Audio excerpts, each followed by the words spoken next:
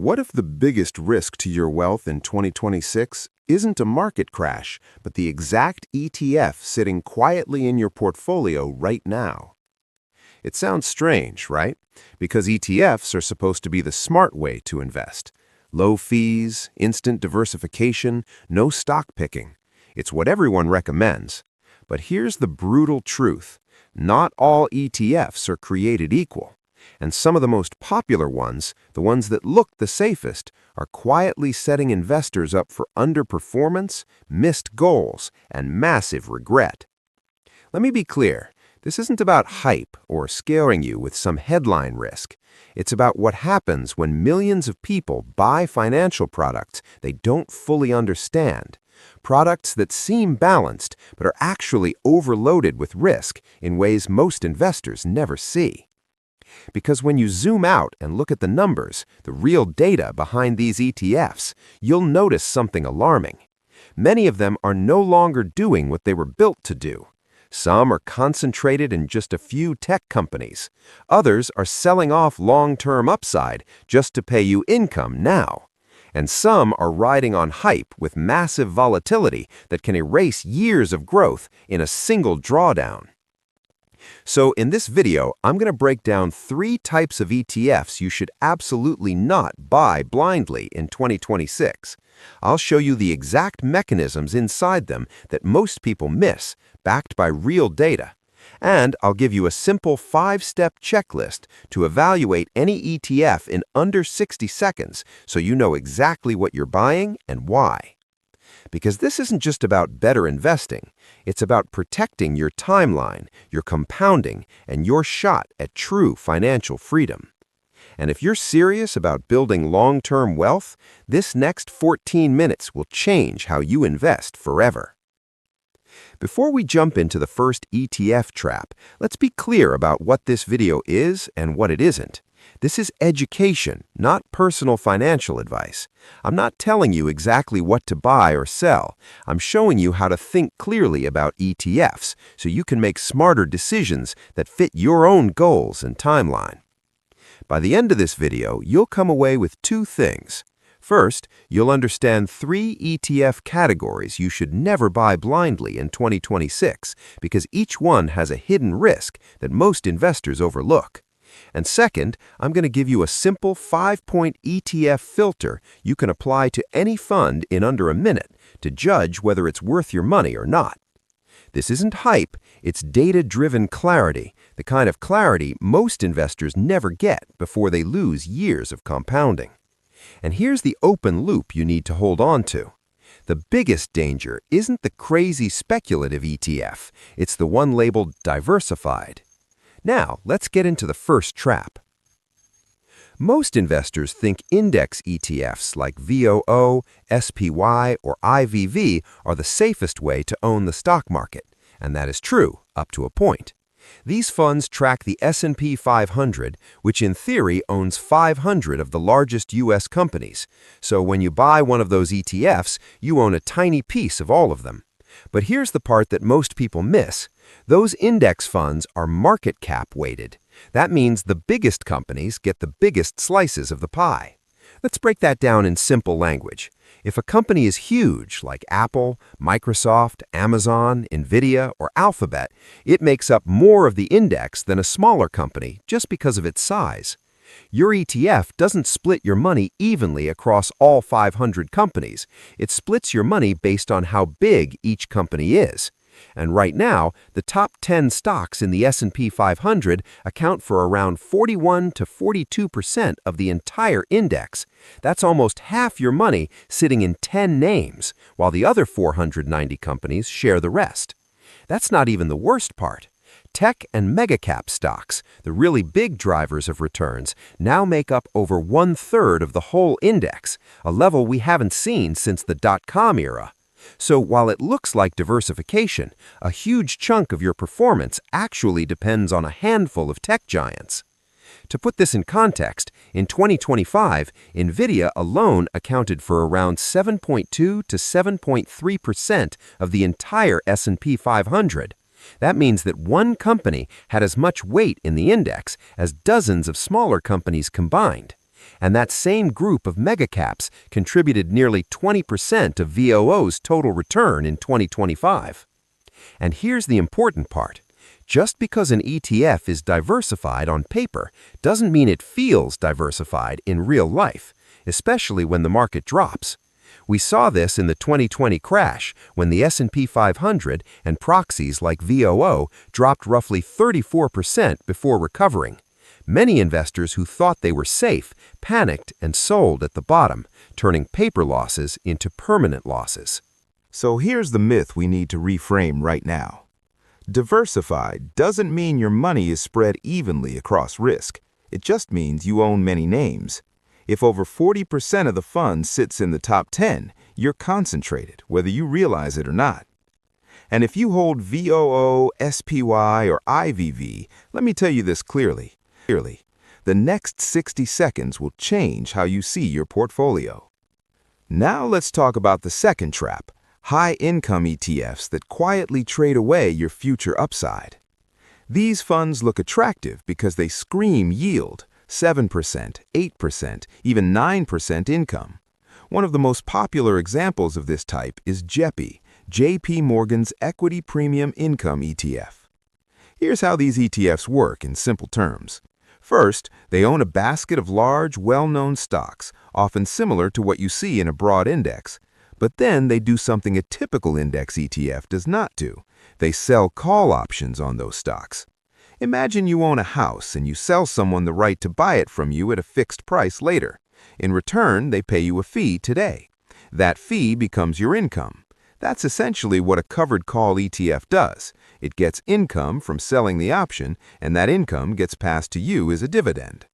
For example, in late 2025, JEPI's 12-month rolling dividend yield was around 8.3%, and its 30-day SEC yield sat in the 7.2 to 8.2% range, numbers that look very appealing compared with most traditional equity funds. Income investors see that and think, this could replace bonds, this could replace rental income.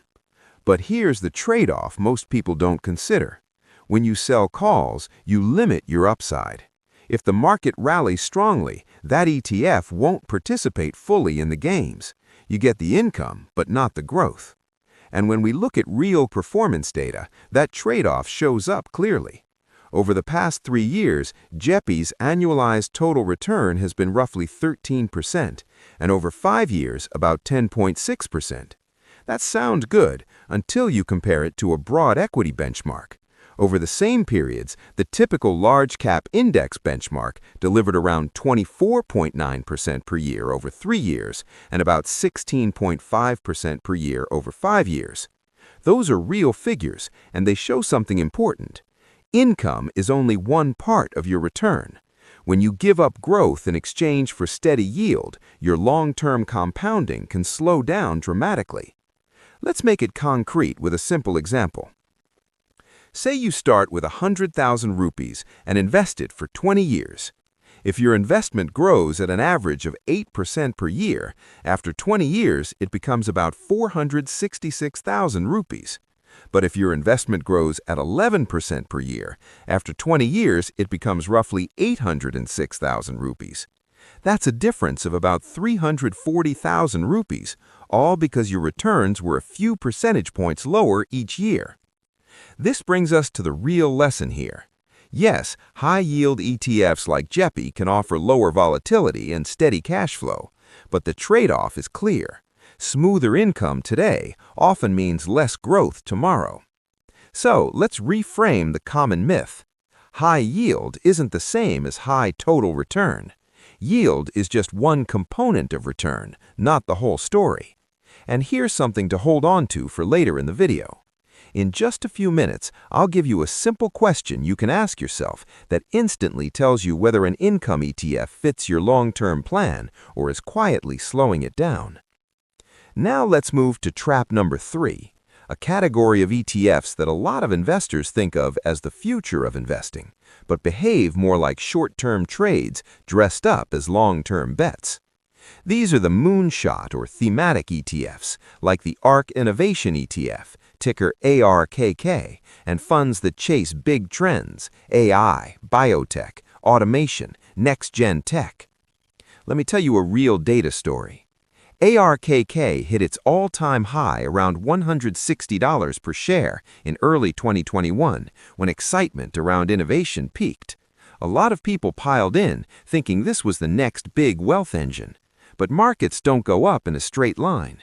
After that peak, ARKK experienced a maximum drawdown of around negative 77%, and as of late 2025, it still hasn't meaningfully recovered to its prior highs. That kind of drop isn't theory. A negative 77% drawdown means a 10 lakh rupee becomes roughly 2.3 lakh rupees.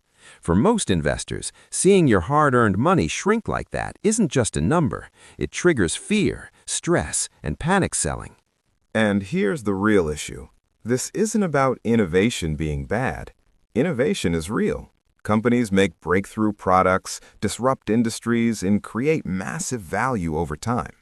The real danger is how people treat these ETFs. Many investors pay high valuations, size these ETFs as if they were a stable core, call them long-term holdings, but then when the market swings and the price drops 60 to 80%, they're not emotionally equipped to hold through it. The truth is, innovation is real, but the risk is overpaying and oversizing, then pretending it's a safe long-term holding. And that emotional contrast, dreaming of the next Tesla versus living through a prolonged 70 to 80% drawdown, is one of the harshest lessons in long-term investing. Let's pause for a second and talk about you, because one of the biggest mistakes investors make is assuming the same ETF is right for everyone. But that's just not true. Let's break it down into 3 simple investor types. 1. The builder. You're in your 20s or 30s, just starting to invest seriously. You've got time, and your greatest weapon is compounding. You don't need flashy income today. You need growth and diversification. But if you're loading up on income ETFs or overly concentrated indexes, you might be slowing your future wealth without even realizing it. The coaster. You're in your 40s or early 50s. You've built a strong base, and now you're looking for solid growth but with manageable risk. You might be tempted by high-income funds or exciting innovation ETFs, and that's fine, but sizing becomes critical. A small mistake here can derail years of disciplined investing. The income seeker. You're close to or in retirement. Your priority is simple: stability and predictable cash flow. But if you're reaching for yield without understanding the risks, or worse, holding volatile thematic ETFs thinking they're long-term safe, your portfolio could suffer at the worst possible time. And here's the key insight. The exact same ETF can be a smart satellite for one person and a hidden landmine for another. Your age, your timeline, your goals, they all matter. And unless you know which investor you are, you're flying blind. So before you add that next fund to your portfolio, ask, is this ETF right for me or just popular? Now let me give you the payoff. A simple 5-point ETF filter you can apply to any fund in under 60 seconds. Screenshot this, save it, use it before your next ETF purchase. 1. Concentration. What percentage of the fund is in the top 10 holdings? If it's creeping above 35 to 40%, you're dealing with hidden concentration. The S&P 500 is already in that zone.